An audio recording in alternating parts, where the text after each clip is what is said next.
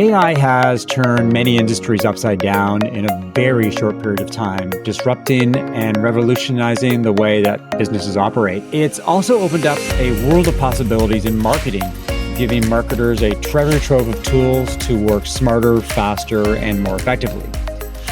But with this luxury of options comes a challenge. How do you decide which tools to use? And as importantly, how do you extract value from them? With so many AI-powered tools, it can sometimes feel overwhelming. Welcome to Marketing Spark, the podcast where we dive into the strategies, tools, and insights that help marketers and entrepreneurs thrive in today's fast-paced world. Today, I'm excited to be joined by Linda Melone, a seasoned marketer who has embraced AI to jumpstart and streamline her daily workflows. Linda, welcome to Marketing Spark. Thank you so much, Mark. I'm really looking forward to this. Like a lot of people, we connected a few years ago on LinkedIn during COVID. It was a way for us to stay sane and stay connected. Since that time, when we first met, your entrepreneurial journey has evolved and changed. I'd like to delve into the personal and talk about what has the last few years been for you as a marketer, and has the focus of your business shifted as a result? It's been such a gradual change.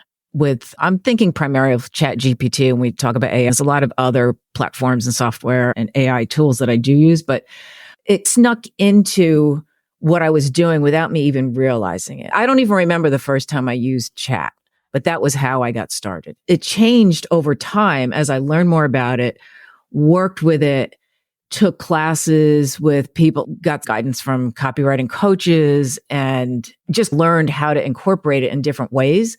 That it evolved. Your business has changed over the last couple of years. You were focused on a particular sector, and now you're focused on the health and fitness area, which is a long time love of yours. Why did that happen? Did technology have anything to do with it? What happened is I was a content writer, magazine writer for many years, like 15 years, 20 years. I got out of that when the print publications collapsed and it became all digital. I wasn't able to make the money I was making. I was literally making 25% of what I was making for print. As you mentioned, I've been a personal trainer for about the same time, and that's the two were working together for a while till I just ditched all the personal training. But I started an online course for women over 50, fitness course. I was marketing. I didn't know the first thing about copywriting or marketing. I just did it by the seat of my pants. There's a lot that I would have done differently now. That was one of the reasons why I feel like I couldn't really get it off the ground like I wanted to. So I decided to go back to writing and went into copywriting. And I thought, okay, I can do copywriting for health and fitness. I started taking some high-level copywriting courses with some good coaches and was told SaaS is really the way to go. And even if you don't know a lot about SaaS, that's where they have the biggest marketing budgets. I said, let me just do that. But I noticed that the companies that were coming to me somehow knew, I don't know if they just did their research, but they tended to be health and fitness companies were asking me to do their copywriting. I still wasn't really clear on it because I thought, I just didn't think there was money in it. I didn't think there was a marketing budget in a lot of these companies. So I resisted it for the longest time. And literally just this past year, I realized that was my differentiator. And I was a personal trainer for a long time, and I was on expert panels for fitness. And I just knew it so well. I thought, why not just take my knowledge and use it to my advantage instead of seeing it as something like I was bored with it. After you do something for so long, I was just writing. If I have to describe one more time how to do a bicep curl, I'm going to scream. It just was like that sort of thing. So I resisted it. And then I realized, okay, if I go in at the B2B angle, helping the SaaS company that sells software to gym owners, I could do that and still incorporate my fitness background because of what I know about their customers. So that's how it evolved to where it is right now. I love the idea of combining passion and experience and expertise with serving customers who need somebody with domain expertise and understands their business. I think a lot of B2B marketers have gone through the same journey because the market is super competitive right now. The marketing landscape goes up and down depending on the economy and amount of venture capital. It's been an interesting year for a lot of marketing consultants who have had to make some changes. Some of them have been forced upon them. Some of them have been about seizing opportunities, like it sounds like you've done. 2024 seems like a new, fresh year for many, many marketers. But let's get back to AI, something that obviously dominates the landscape and something that you and I think about a lot. You mentioned off the top that AI snuck up on you. And I think one of the things that I think about is AI has been around for a long time. In fact, some of the tools that we use for a long time have incorporated AI. They just didn't talk about them. It wasn't sexy. It was just the way that software operated. But everything changed 2 years ago when ChatGPT was launched and AI was thrown into the mainstream. When you look back at that period of time, and I think it affected us writers in particular, because ChatGPT was instantly a tool to do writing. Were you surprised by how quickly ChatGPT has exploded and by the way the whole AI landscape has taken off as well?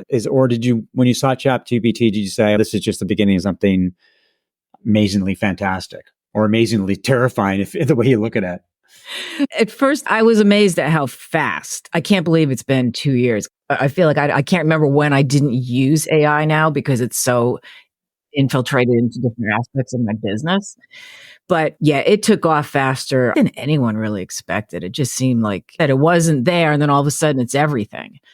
As a copywriter, it's challenging and frustrating. I see it as companies are using it to do their writing, but I think it's the companies that really don't understand how AI falls flat. I have a client who's asked me to do some blogs. I don't usually do blogging. It's usually part of a package, but I'm going to do it for this one client. This has happened with more than one client. What I do is I cut and paste what they currently have and I pop it into an AI. The one I was using is Quillbot. It's a AI content detector. And it said 100% of this is 100%. Then what's interesting is the same app. I was just doing this before I got on here because I was playing around with it. And it said, okay, if you want it to be refined to sound more like a person, put it in here. They have a paraphrasing part of it. So I did that and it says it's 100% AI refined. So you can't get away from it. And it's just frustrating because a lot of people think that's good enough. And yeah, it falls short. And I think there's the conundrum in the content world between good enough and really good. Mm-hmm. A lot of companies, a lot of entrepreneurs have defaulted to good enough. I have a client and we talk about writing blog posts and website content.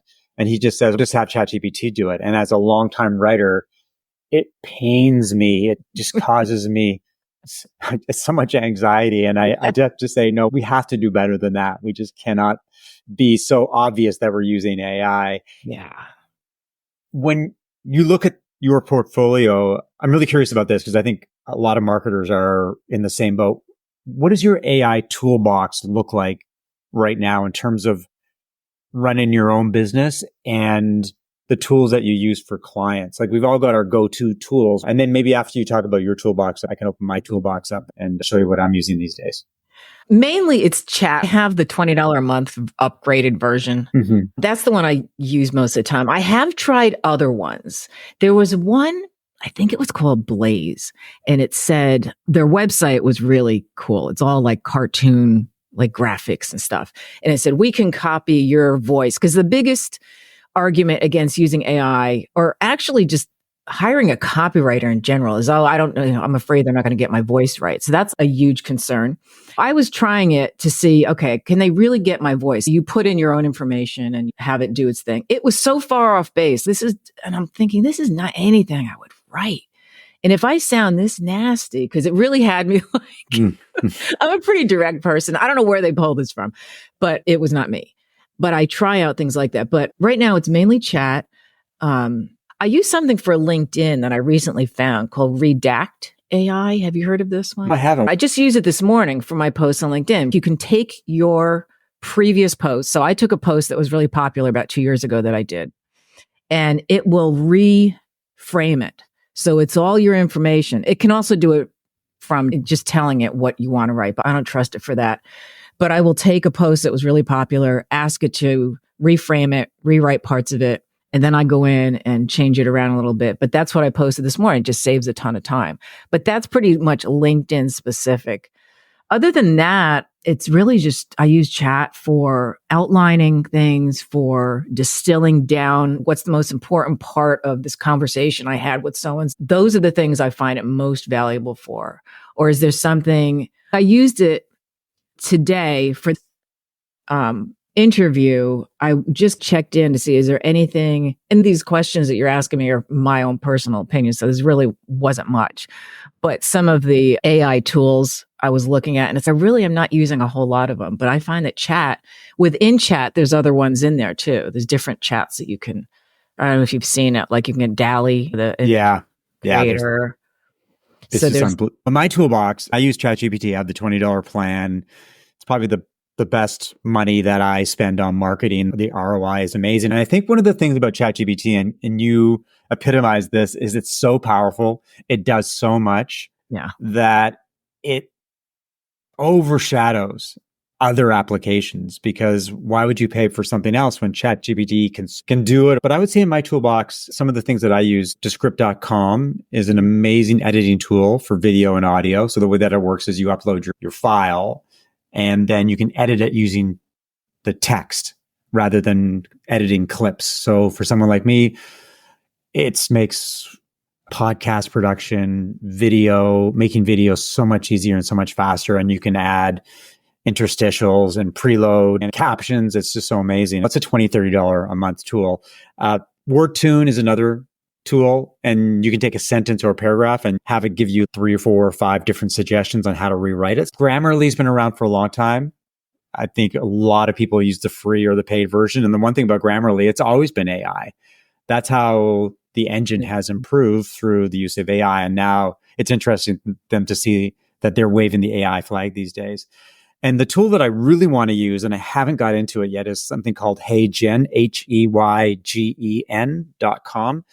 What it does is you record yourself for 2 minutes. You can talk about anything. Oh, I've heard about that. It captures your facial expressions. After it does that, then the algorithm builds an avatar or a profile of you. And then you can feed copy into HeyGen to create videos that eerily look like you. It is you, but it's all computer generated. I can write a post, or I can record an audio video, and it turns into a video, which would be unbelievable. I'm probably just scraping the surface here in terms of some of the tools that you use. And I'm sure there's tools I use that are AI powered. I don't even know it. I was going to say that just a copywriting coach just posted about that yesterday. I did not yet watch his video, but he posted in a Facebook group that I belong to. He said that he used this, and he said he was both mesmerized and terrified by it. And he goes, you have to listen to what this thing came up with. And people are like, holy cow. So I have to go back and listen to it, but it must be, I use Opus. I didn't mention that. So I forgot about the podcast. Right. Opus Clips. Yeah. And I use something called PodSqueeze. I think PodSqueeze is using ChatGPT and it's a podcast summary tool, right? Or a podcast. Right. It does all kinds of things for podcasts. Are you on the lookout for new AI tools that will help you do your work faster, easier, or better? What are some of the ways that you discover and evaluate new tools? Because we're all trying to build our toolbox. We're all trying to make things a lot better. So do you have a methodology, or is it just ad hoc, or do you get newsletters? What's your AI discovery process? It's interesting as I get a lot of ideas from LinkedIn. There's people who are always posting about a tool like this one this is Facebook, but the copywriting coach, I'm today, when I get some time, I'm going to look at exactly what he was using. I'm not sure if it was the one that you're talking about, but I usually hear about it from other people. Redact AI is what I heard about that from somebody on LinkedIn who always talks about AI. I've tried a lot of the other recommendations that he's put out, but his niche, but I didn't like a lot of them. I just didn't resonate with me, but this one did. And it was surprisingly good. But I just try different things, like Blaze, tried it for a month. I tried their free program, didn't like it, just couldn't get it to work. And I just ditched it. I have a list in front of me I keep on my computer monitor. I just try things and see how they work, see what other people are talking about. I don't get a specific AI newsletter, but I do. It's all over. People are always talking about different things. Unfortunately, I get many AI newsletters with, But do you? and they just seduce me. I'm just a sucker for new tools. I see things, I screen capture them, and I've got my computer's probably overflowing with software and log. It's just terrible. One other thing I will say about all these AI jockeys on LinkedIn, they're so aggressive in terms of trying to position themselves as these gurus who spend all their time testing out these different tools. They're so deep in the weeds in terms, and they have to be because they're trying to generate all this new content all the time, that a lot of their tools are like, really? It's like going to like the world's biggest buffet and it keeps on getting bigger and bigger. After a while, you're overwhelmed. They just want to go back to a diner that has 5 choices. So that's kind of the world we live in. You look at you use ChatGPT, and I probably use 4 or 5 different tools, and that's about it. The one thing I wanted to add though about the ChatGPT is how you can personalize your chat. Like the one that I created, you can create your own. And Right. the one I created, it's only with the $20 a month program though. I created one that merges my voice, my information, and my copywriting coaches that I've worked with. So everything I get, I know is from that. Well, because actually the voice does sound like it's one of my coaches that I used to work with. So I know that. And if it's something that's very specific to copywriting or research, I will go into that one before I do just the general chat. I'm going to give you a ChatGPT hack. I hope that none of my clients are listening, but here's what I do for every single client now is I will create a custom GPT. I will load in all their sales and marketing collateral, their sales decks, their investor decks, brochures, anything I can get my hands on, and I'll create a custom GPT when I'm doing work for a client, putting together content frameworks or maybe the grunt copy that someone has to put through. I'll run it through a custom GPT. I'm trying to enhance or augment the engine so that it takes into account very specific content about a very specific client. That's one of the ways that I'm trying to leverage ChatGPT in a very different way. I'm not sure I get better results than just using ChatGPT, but it makes me feel better. It makes me think that I'm being innovative. That's a great idea. It's really interesting to see. If you have a client and you want to see if your content changes because of that, I would definitely check it out. One thing I did want to ask you about is the ability for marketing to be personal and authentic at a time when so much content is automated. We've all leaned into the idea that our marketing needs to be empathetic, and the more personal we are, the more effective it will be, especially in a multitasking world in which people feel they need to drive connections. What's the balancing act for you when you're doing work for your clients and making sure that their marketing is empathetic and it does drive personal connections versus the ability to just basically generate content at scale that's not personalized and is very generic? I always go back to what I say. If you're having a conversation with someone, are these words that you would use? It doesn't have to be, but for example, one of the things that I pulled up just using the AI generator earlier, but started out by saying it might be difficult to set your gym or studio apart from competitors in a saturated fitness industry. I don't think people talk like that. I read that and I thought, how would I change that? I would say it's a jungle out there. It's competitive. Like, how would you say that to somebody who you're working with? So that's probably the number one thing I use, because what ChatGPT lacks is personality. And it loves run-on sentences. 3 different points they make in every sentence. And it's like, all right. But I use that. Is this what people are saying? Is this in the language that my clients' customers, not even my client, but what their audience would use? You only know that by talking to them. Is this something they say? Is this something, the words they'd use? And then it comes back to, if you were to meet somebody at a social outing, would you say this to them? And I think that's how you get the best copy. I got a newsletter from somebody recently. At the top of the newsletter was a little disclaimer that said, this content was human powered. I wrote it myself. I didn't use ChatGPT. And it got me thinking that maybe there's a brand strategy for some companies to be very open and clear about the fact that their content is written by humans, not robots. Mm-hmm. We're very skeptical. Like, a lot of people are skeptical about content these days because They think it's being written by ChatGPT, and many companies are doing it, and you can see that they're doing it. But what's your take on a company that openly declares that all their content is written by humans, or will be very specific about the fact that this ebook was written by a human? Do you think that's a way for a company to stand out from the crowd and gain a competitive advantage? Or do you think that it maybe puts all their content into question, that people will say, was this written by a human? Was this written by ChatGPT? What's your take on that? I almost think you're trying too hard at that point. My first thought was people are looking for good content. They're looking for value.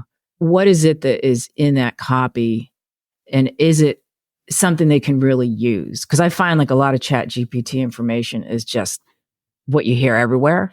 That's a great question. If I receive something like that, this is human written, I think my first thought would be, why wouldn't it be? Like, I don't assume things are always going to be chat, but you can tell websites I expect it to be because that's all I see anymore. But if you're sending me an email and that email is written by ChatGPT or a DM and LinkedIn, which are all, it looks like they're all written by chat, even responses. Comments, yeah. I guess I feel like if you don't, it's somebody saying, let me be honest with you. You're not being honest with me. This is actually human written. Why wouldn't it be? So I don't know. To me, it would almost work against you. I'd have to see an actual email sent like that, because I think I did see something when you said that. I got something recently about that, but I don't know. Should we have to say that? I guess is my big question. Maybe it's a short-term play. Maybe the fact that everybody's skeptical about ChatGPT is it's a bit of a cute tool, a cute way to stand out from the crowd. But it's a very interesting branding issue. What advice do you have for marketers who are hesitant about adopting AI? There's a lot of people like you and I that jump into it. There's people that are aggressively embracing it. And there's lots of people who just aren't sure about AI, especially about using AI to create content. What advice would you give them if they said to you, Linda, I'd like to use AI, but I'm afraid of losing my authenticity, or I'm afraid of plagiarism, or I'm afraid of being revealed as having written content that uses ChatGPT? I would say to use it as you would use Google, because now even when you get on Google, I think AI kicks in like automatically now. But don't use it to write. Then you avoid that whole problem. Use it to brainstorm. You need some ideas. To me, it saves so much time with coming up with ideas. You have a blog. If you have a blog, or you have an email that you have to send out, or something that you need to create, and you have that writer's block, you're just stuck. That's when it's great to use chat. Can I list 12 ideas? Apparently it works that if you're polite to it. It was a little bit creepy when I asked it a question earlier today and it had my name in it, because I always say thank you. And I'm like, I did not put my name in this. Ooh, like, all right, it's already weird. starting. But I would say use it for idea generation. Use it for organizing your work. I've asked it even to organize my day. I have to do this and this. Can you help me prioritize? It doesn't just have to be content, but I think that's a way to get into it a little bit. And don't rely on it for content. Rely on it for ideas, for brainstorming, for titles, for subject lines. It's a matter of just working with it. Apparently get to know your name. Yeah. The other piece of advice I think I would give marketers is that it's a great way of summarizing conversations and meetings. You can be on a Zoom call and you can use something like Fathom to record the call and get the transcript. And then you can ask ChatGPT to highlight the most interesting ideas or the key topics or the priorities that were raised during the conversation. It's an amazing way of synthesizing information and then allowing you to make strategic and tactical decisions. Final question. This is a hard one. This is asking you, looking ahead, are there any AI trends or tools that you're excited about? Where do you think AI is going to next impact the marketing landscape? When you look into your crystal ball, is there parts of marketing that you think are ripe for disruption, or any trends that you see that you're excited about or terrified about? The thing that pops out the most to me is personalization. just really getting to know your audience, like, especially like I work with mainly health and fitness people, and there's new software that tracks with the person's permission, the member's permission, that tracks them as they go through the gym and see if they have a particular challenge. And then they have the option of having somebody call them or help them with that exercise. I think that is really exciting. So even just personalizing, getting to know your customers even more, you have to talk to them. But in addition to that, just the research that you can do to get a head start on all of it, I think is really what's exciting. And then narrowing down your niche based on that. Where is it that you see be most beneficial to them and also lucrative to your business? I think that's probably the most exciting thing. Gamification. This is like for gyms and stuff, like creating games out of fitness. But I think it's probably just the personalization is going to be huge. Final question. Where can people learn about you and what you do?